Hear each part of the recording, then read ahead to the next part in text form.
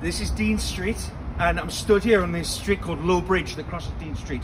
Now this is a very interesting place because this was the site of what was called the Nether Dean Bridge, because as many people know, long ago this street, Dean Street, was a river, and quite a significant river as well. It was the Lort Burn, and this was where the Low Bridge crossed over it. It was a huge bridge.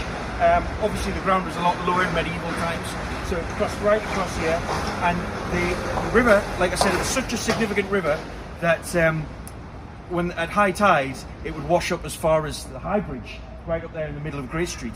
So basically what this was originally was the route of the Roman wall into Newcastle. So the Hadrian's wall crossed over the Lort Burn. That's what it was called, this river, the Lort Burn, and you can still see even today it's culverted, but like for example in when Thunder Thursday happened back in 2012, this was blowing manhole covers off the road, and it was shoots of water were going up 20 feet into the air from there. So there's still powerful kind of current under this road.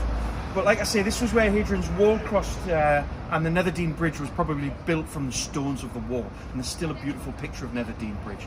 But like probably the earliest commerce in Newcastle didn't actually happen on the Tyne, because the Tyne back in early medieval times and so on was like sandbanks, and it wasn't properly wharfed and built up properly, so it was just kind of an expanse that. But this was where the first boats were built. So there's a record of a ship, like a 130-foot long galley built here for Edward I. I think it was Edward I in 1296, and that was you know, a galley, so men could oar it and to row it, I should say, and that was built right here on the Lort, but well down the bottom at the side. So, but the first commerce of Newcastle probably took place. Now what Lort means in Scandinavian, in Danish, means crap. So that tells you everything. We've still got these clues, these very medieval clues in the names of things around Newcastle, like the Big Market, for example. Big is a type of barley, well, it's a Scandinavian word for barley, and we've got the Lort Burn, which is the crap burn. And this was basically an open sewer, because the meat market was here, and this was called Butcher's Bank.